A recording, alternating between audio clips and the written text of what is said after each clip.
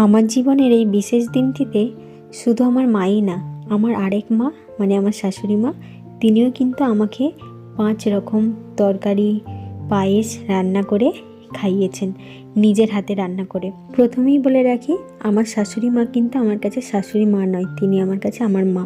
আমার মা আমাকে যেভাবে আদর যত্ন ভালোবাসা দিয়ে বড় করেছেন এত বছর ধরে, তারপরে আমার বিয়ের পরে আমার শাশুড়ি মাও ঠিক আমাকে আমার মায়ের মতোই ভালোবাসে। কোনোদিনও যে তিনি আমার শাশুড়ি মা এইটা কোনোদিনও বুঝতে দেননি। আমার মা যেমন আমাকে ভালোবাসে আদর যত্ন করে, তেমনই আমার শাশুড়ি মাও আমাকে আদর যত্ন ভালোবাসা দেয় পুরো নিজের মেয়ের মতো। কোনোদিনও বৌমার মতো করে আমার সঙ্গে আচরণ বা ব্যবহার কিছুই করেননি। ওই জন্য আমি কখনো শাশুড়ি মা এই কথাটা উচ্চারণ করতে পারি না। তিনিও আমার মা। আমার মা যেমন আমার কাছে, তেমন আমার শাশুড়ি মাও আমার কাছে। তো দুজনের স্থান একদমই একই জায়গায়। আর দেখো মানুষটা আজকে আমার জন্য নিজের হাতে কত রকম রান্না বান্না করেছে। তো সমস্তটাই সাজিয়ে দিয়েছে, আর এই যে দেখো সাজিয়ে গুছিয়ে এখন খেতে দিয়েছে। আর আমার বিয়ে হয়েছে প্রায় 4 বছর।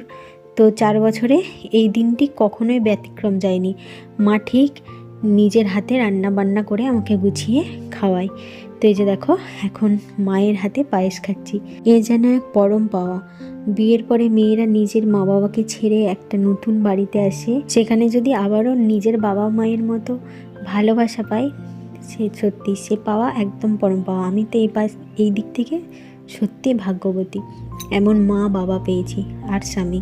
এই যে দেখো মা আমাকে পায়েস খাইয়ে দিচ্ছে, আর আমার কোলে আরেকজন বসে আছে। মানে তার ঠাম্মির ভালোবাসা শুধু তার মা একাই খাবে, সেও খাবে। দেখো সেও কিন্তু আমার সাথে পায়েস খাচ্ছে।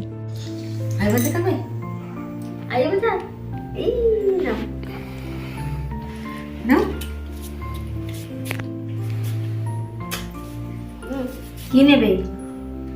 পায়েস খাবে পায়েস খাবে না?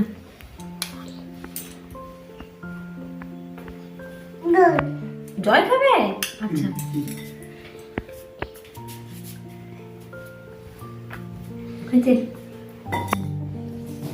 আমি এবারে খেয়ে নিই।